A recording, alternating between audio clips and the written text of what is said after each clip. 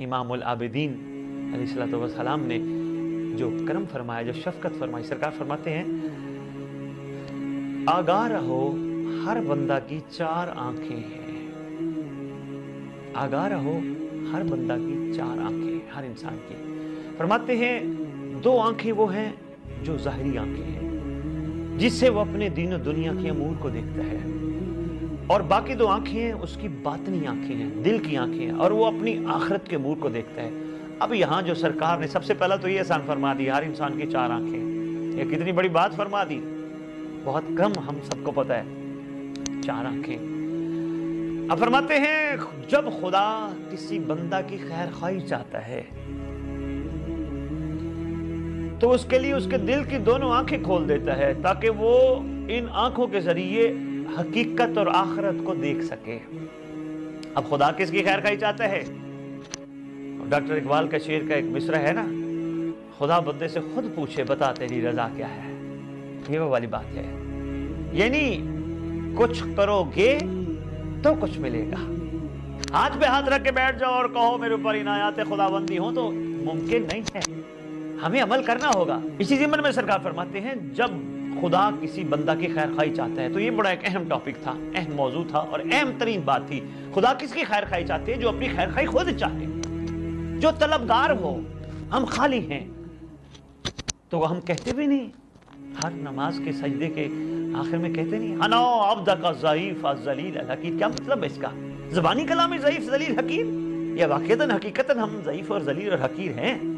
اور جب ہم یہاں اولیاء اللہ کو دیکھتے ہیں تو کمال کہتے ہوئے نظر، عملہ ول ویکھیے تے کچھ نہیں پلے، تیرے کرمل ویکھیے تے بلے بلے۔ ہمیں اپنے عیب دیکھنے بڑے ضروری ہیں، ہم عیبوں سے بھرے ہیں۔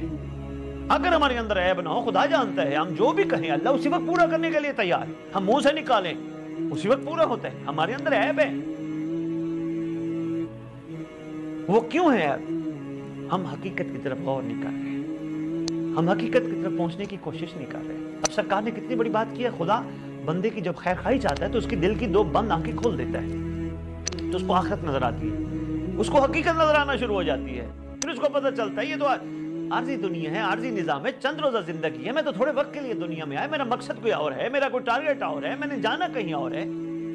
یہاں تو میں کمرے امتحان میں آیا ہوں، میں وہاں بیٹھا ہوں، میں پیپر کر رہا ہوں، میں پیپر کر کے میرا اس پیپر کے اوپر ہی میری ساری دار و مدار ہے۔ ہر بندے کی 4 آنکھیں ہیں، کتنی بڑی بات سرکار نے فرمائی۔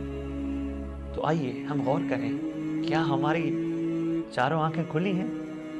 معذرت کے ساتھ ہماری 2 آنکھیں بھی کھلی ہیں دنیا کے لیے، حرص کے لیے، لالچ کے لیے، تھوڑی ہے تو اور ہو، کم ہے زیادہ ہو، 1 ہے 2 ہو، 2 ہے 10 ہو، 10 ہے 20 ہو، 20 ہے 50 ہو۔ ہماری آنکھیں کھلی ہیں اس مقصد کے لیے۔ اگر ہماری آنکھیں کھل جائیں تو خدا جانتا ہے ہم غازی کے علم کو دیکھ کے کسی قسم کے گناہ کو نہ دیکھیں۔ اگر ہماری آنکھیں کھل جائیں تو ہماری ابھی آنکھیں پوری طرح کھلی نہیں۔ غازی عباس کے علم کی زیارت کوئی چھوٹا، ایک بہت بڑا ہم پہ احسان ہے، علم عباس کی زیارت۔ اب روضہ حسین کو دیکھنے کے بعد، روضہ عباس کو دیکھنے کے بعد یہ آنکھیں بھلا اس قابل رہتی ہیں کہ وہ کوئی غلط چیز دیکھے؟